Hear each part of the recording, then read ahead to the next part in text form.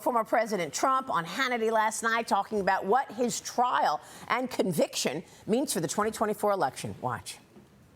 They want to arrest on no crime. They want to arrest the person that won the nomination in a landslide. There was nobody even close in a landslide. The person that got millions of votes, more votes than any other sitting president in history in the last election. The person that won an election that he wasn't expected to win against Hillary Clinton in 2016. You can go back to all of these legal scholars. They can't believe what's happening. Some of them don't even like me, and they're saying this is a very, very dangerous thing that's happening.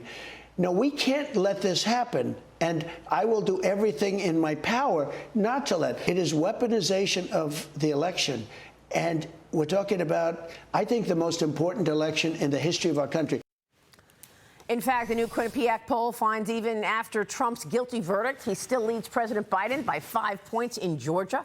Yesterday, Georgia, the Court of Appeals there paused the Fulton County District Attorney Fani Willis's election case against Trump until it hears the case to disqualify Willis in October. That, of course, the appeal from the Trump side. That was a big victory for Trump yesterday, Tricia. That was absolutely a big victory for Trump. No October surprises, at least not in Georgia. There could be an October surprise for Fani Willis, though, when she has the October hearing and then she faces an election in November. But overall, I gotta say, Donald Trump's interview yesterday really struck a very measured tone. It was quite unifying. I think that's what the Nikki Haley voters and the independents that we're trying to shore up are going to want to hear. Yeah, I mean, at this point, everyone's trying to figure out what this conviction means for the election in November. Krisha, your thoughts? It means that, I mean, ultimately the American public with these poll numbers see right through it. You'd be hard-pressed to find anyone besides the jury that was influenced by Judge Merchan, who we know was highly conflicted, to believe that this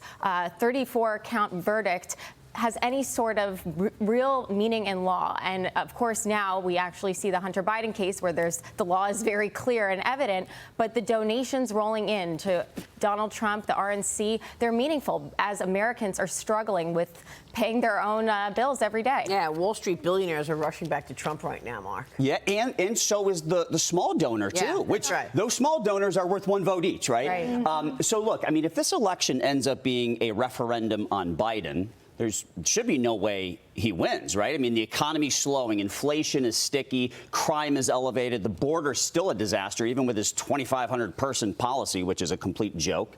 His cognitive ability is slipping, and for the first time in decades, there are now more registered Republicans than Democrats, a 7-point swing since 2020. That's incredible. I find that very interesting. And you just kind of go through and you think about where the GOP has made progress. Minority voters, right?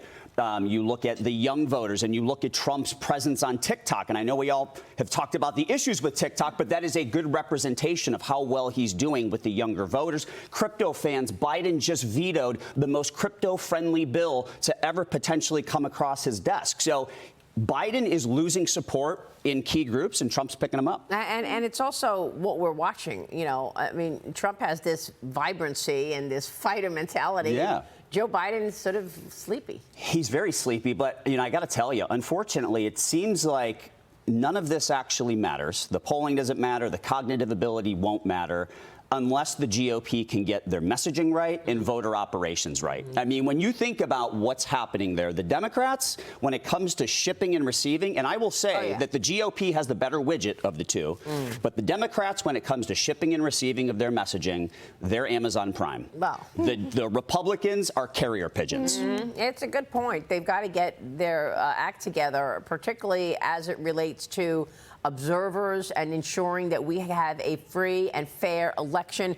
It doesn't matter what happens beforehand. It's about who counts the votes. Are we going to get a fair and transparent election? I think all of us here, fingers are crossed. I think that being said, the Trump campaign this go around seems like a whole different ballgame than in 2020. It seems like not only is Donald Trump even more on message, but it really seems like his campaign operation is very slick right now, very professionalized. So I am very optimistic. That being said, I think when we looked at that poll, those RFK numbers are interesting to me. I mean, he's pulling votes from everybody. Yeah. Let's not lull ourselves into thinking he's just taking from Joe Biden.